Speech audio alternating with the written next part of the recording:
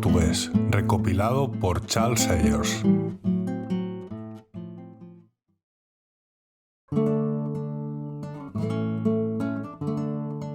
En el norte de Portugal hay muchos lugares apartados, donde los encantados moros y magos se encuentran cuando hay luna llena. Estos lugares están generalmente situados entre altas rocas en las laderas escarpadas de las colinas que dominan los ríos, y cuando el viento es muy fuerte, los campesinos que habitan las aldeas vecinas pueden oír claramente sus terribles gritos y encantamientos. En tales ocasiones, el padre de familia prende fuego a una brizna de paja y con ella hace la señal de la cruz alrededor de su casa, lo que impide que estos espíritus malignos se acerquen. Los demás miembros de la familia colocan algunas luces extras ante la imagen de la Virgen, y la herradura clavada en la puerta completa la seguridad de la casa.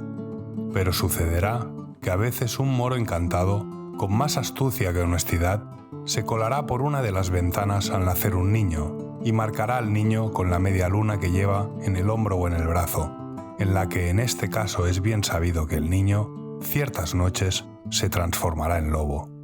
Los moros encantados tienen sus castillos y palacios bajo tierra o debajo de los ríos, y andan por la tierra viendo pero no vistos, porque murieron sin bautizarse, y por lo tanto no tienen descanso en la tumba. Parecen haber dado preferencia al norte de Portugal, donde el campesino ignorante les tiene mucho miedo, y se ha observado que todos los naturales que han salido de sus casas para estudiar en las universidades, a su regreso nunca han sido visitados por los moros encantados, como es bien sabido que tienen gran respeto por la ciencia. De hecho, uno de los reyes ha dicho que hasta que todos sus súbditos fueran educados, nunca se librarían de los moros y magos encantados. En un pueblo llamado Darque, a orillas del Lima, vivía un campesino cuya bondad e ignorancia solo eran igualados por las de su esposa. Ambos eran jóvenes y robustos y estaban lo suficientemente acomodados como para permitirse el lujo de comer carne de vacuno 1 o 2 veces al mes. Sus ropas eran tejidas en casa y sus corazones eran hogareños. Nunca habían cruzado los terrenos de su casero, pero como era dueño de casi todo el pueblo, es muy evidente que conocían algo de este mundo nuestro. Ambos nacieron y se casaron en la finca, como lo habían hecho sus padres antes que ellos, y estaban contentos porque nunca se habían mezclado con el mundo.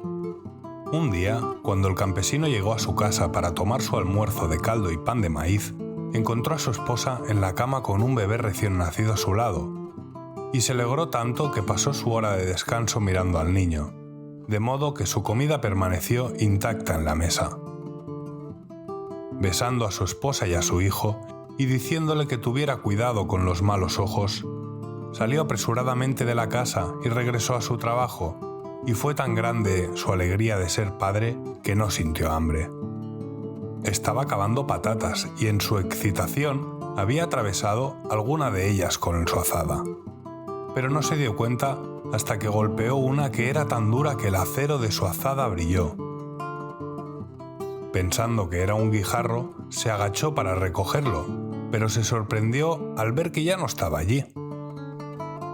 Sin embargo, seguía trabajando cuando chocó contra otra patata dura y su azada volvió a brillar.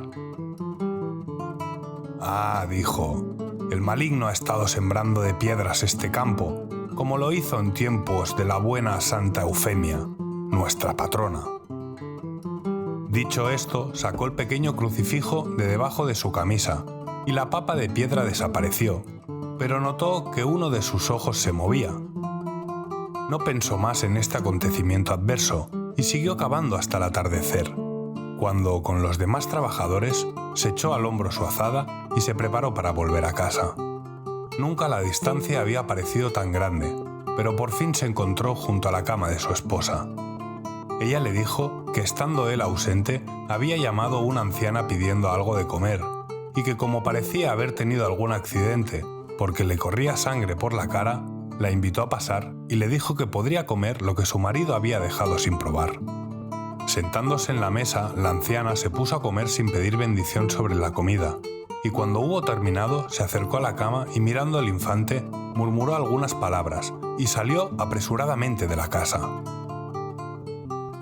El marido y la mujer tenían mucho miedo de que la anciana fuera una bruja, pero a medida que el niño iba creciendo y parecía estar bien, poco a poco se olvidaron de su visitante. El niño fue bautizado y recibió el nombre de Juan, y cuando tuvo edad suficiente lo enviaron a trabajar para ayudar a sus padres. Todos los trabajadores notaron que Juan podía realizar más trabajo que cualquier hombre. Era tan fuerte y activo, pero él estaba muy silencioso. La notable fuerza del niño llegó a ser tan comentada en el pueblo que al final la mujer sabia, a quien siempre se consultaba, dijo que no había duda de que Juan era un niño lobo. Y cuando esto llegó a los oídos de sus padres, su cuerpo fue examinado cuidadosamente y se encontró la marca de la media luna debajo de su brazo. Ya no quedaba nada por hacer, excepto llevar a Juan ante la gran mujer sabia de Arifana y desencantarlo. Había llegado el día en que los padres se llevarían a Juan con ellos a Arifana, pero cuando lo buscaron no pudieron encontrarlo por ninguna parte. Buscaron por todas partes, en el pozo, en el río, en el bosque, e hicieron averiguaciones en todos los pueblos, pero en vano. Juan había desaparecido. Pasaron las semanas sin ninguna señal de él, y llegado el invierno, los lobos, a causa del hambre, se habían vuelto más impávidos en sus ataques a los rebaños y manadas. El granjero, temeroso de dispararles por miedo de matar a su hijo, había tendido una trampa y una mañana, para su alegría, vio que habían atrapado un lobo muy grande, al que uno de sus compañeros de trabajo estaba golpeando. Temiendo que pudiera ser el niño lobo perdido, se apresuró al lugar y evitó que el lobo recibiera más golpes, pero aparentemente ya era demasiado tarde para salvar la vida de la criatura, ya que yacía inmóvil en el suelo como si estuviera muerta. Corriendo hacia la mujer sabia del pueblo, ella regresó con él, y cerca de la cabeza del lobo recogió algunas ramas de pino común y encendiéndolas, como unas estaban verdes y otras secas, se levantó una masa de humo como una torre, llegando hasta lo alto de una colina donde vivieron algunos famosos moros y magos encantados. De modo que entre el lobo y los dichos moros, la distancia era cubierta por un túnel de humo y fuego. Entonces la mujer sabia entonó las siguientes palabras, cerrando los ojos y ordenando a los demás que así lo hicieran hasta que les dijera que podían abrirlos. Espíritu del viento fuerte, que al otro lado del desierto aúlla, ayúdanos aquí a desvincularnos todos los hechizos de los temidos demonios.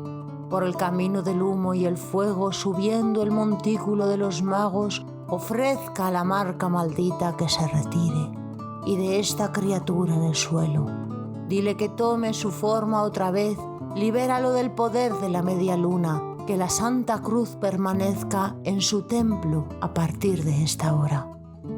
Entonces hizo la señal de la cruz sobre la cabeza del lobo y continuó. Río, serpenteando hacia el oeste, mantén tu corriente ondulante, quédate. La corriente del Jordán, que tu marea ha bendecido, ayúdanos a lavar esta mancha. Llévalo hasta el ancho océano, de vuelta a la costa sarracena. Los que se lavaron en ti han muerto, para vivir para siempre. Luego roció unas gotas sobre el fuego, lo que provocó una mayor cantidad de humo, y exclamó: Aquí, espíritu, a través del humo, apagado por agua y por fuego, te alejarás del pueblo cristiano. Retírate a la casa del mago. Abre bien los párpados ahora, todo el humo se ha disipado. Debajo de la pacífica rama de olivo, vayamos y oremos. Entonces todos se levantaron, y el lobo ya no estaba. El fuego se había extinguido, y el arroyo volvía a correr. En lenta procesión se dirigieron a la gruta de los olivos, encabezada por la mujer sabia, y después de orar, regresaron a la casa, donde encontraron para su deleite a Juan profundamente dormido en su cama. Pero sus brazos mostraban signos de hematomas causados por los golpes que había recibido cuando quedó atrapado en la trampa. Hubo un gran regocijo aquel día en el pueblo de Darke, y nadie estaba más contento que Juan por haber recobrado su forma adecuada. Nunca se le supo que participara en el deporte inhumano de cazar lobos por placer, porque, como dijo, aunque no sean niños lobos, no hacen más que obedecer a un instinto que les ha sido dado, y ser bondadoso es obedecer un precepto que nos fue dado. Y debido a la introducción en Portugal del libro en el que se encuentra este mandamiento, los niños lobo se han vuelto más escasos y el pueblo más sabio.